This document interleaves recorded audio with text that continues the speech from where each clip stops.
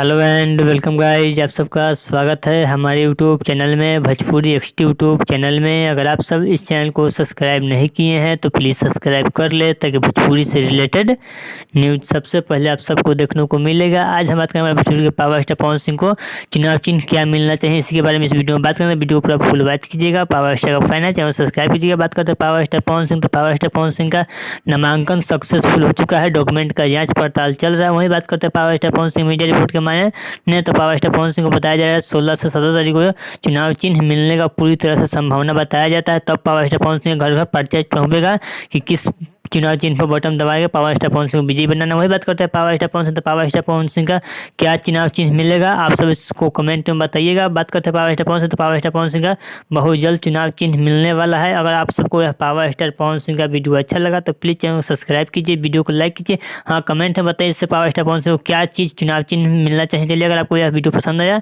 तो please channel को subscribe कर लीजिए, वीडियो को लाइक कीजिए ताकि भोजपुरी से रिलेटेड न्यूज़ सबसे पहले आप सबको देखने को मिलता है। चलिए मिलते हैं न्यू अपडेट के साथ, तब तक ओके बाय।